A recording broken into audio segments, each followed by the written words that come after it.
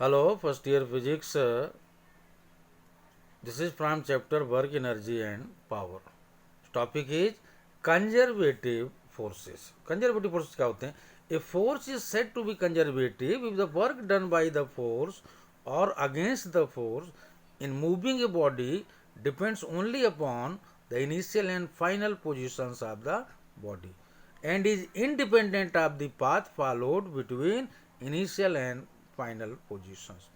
देखिए, कुल मिलाकर के कंजर्वेटिव फोर्सेज उनको कहते हैं जिसमें work depends only on initial and final position and independent of the path. Path पर डिपेंड नहीं करता, सिर्फ इनिशियल फाइनल पोजीशंस क्या है, इन पर डिपेंड करता है।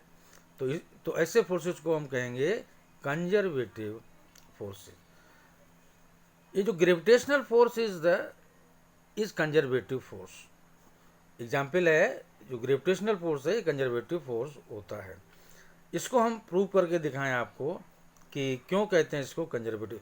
यहाँ पर आप देखिए, एक बॉडी है जो हम पॉइंट ए से बी तक एच हाइट पर ले गए हैं, और उसी तरह उसी बॉडी को हम ये जो इंक्लाइंड प्लेन है सी से हम बी तक ले गए हैं।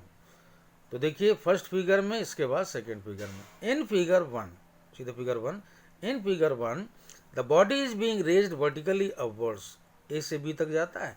Hence the work done against the gravitational force M G, W is equal to force into displacement यानी M G into H.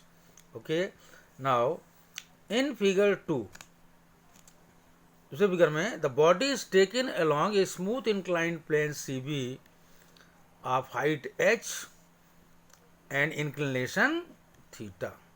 The force F required against gravity is equal to mg sin theta. देखिए यहाँ पर ये force of gravity है mg, weight of the body mg, इसके दो component हो गए mg cos theta and mg sin theta. ये फोर्स ऑफ रिएक्शन है। इस फोर्स F से हम इसको लिए जा रहे हैं। तो यहाँ पर the force F required against gravity is equal to the mg sin theta. F बराबर होगा mg sin थीटा के, and the distance moved in direction of the force is cb, c से b तक ये जा रहा है। Hence work done W is equal to force into displacement, force F into displacement आपका है cb। तो फोर्स F है, ये बराबर हो गया mg sin theta into cb is h upon sin theta. See the triangle. So ये cancel हुआ, W is equal to M G H. First case में भी W is M G H, इसमें भी M G H. Thus the work done in moving a body against gravity depends only on initial and final positions of the body and not upon the path followed. हम किस रास्ते से होकर गुजरे हैं इस पर डिपेंड नहीं करता है। अब इसके और एग्जाम्पल्स हैं, elastic force, electrostatic forces and magnetic forces. अब कंजर्वेटिव फोर्सेज की एक प्रॉपर्टी है, बड़ी इंपॉर्टेंट प्रॉपर्टी, उसको हम प्रूव भी यहाँ पर कर रहे हैं। क्या है? Work done by a conservative force in moving a body through a complete round trip is zero. यहाँ से चले ए से 1 बी टू बी, तो यहाँ पर जो वर्क होगा ये जीरो होगा। मैं इसी को पढ़ रहा हूँ। Suppose a particle acted upon by a conservative force goes from position A to position B along the path A1B and returns back to position A, B2A, इस तरह वापस आता है।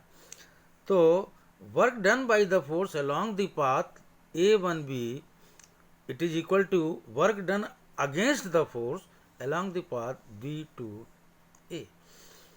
तो work along this path A1B is equal to work along this path B2A। क्योंकि यहाँ minus sign क्यों लिया है? क्योंकि बाई द फोर्स है, work done by the force है, इसको पॉजिटिव लिया। यार वर्क अगेंस्ट द फोर्स है, इसलिए इसको नेगेटिव लिया। So work mathematically, work in this path plus work in this path is equal to zero. So work in whole cycle complete round trip is zero. This is very important property. Now non conservative forces.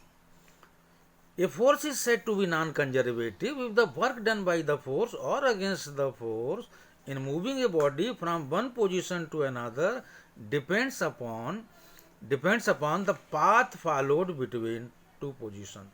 मतलब ये है कि अगर path पर depend करता है, हम किस पाथ से होकर गुजर रहे हैं, अगर इस पर वर्क डिपेंड करता है, पाथ डिपेंडेंट है, तो ऐसे फोर्सेस को हम कहेंगे नॉन कंजर्वेटिव फोर्सेस.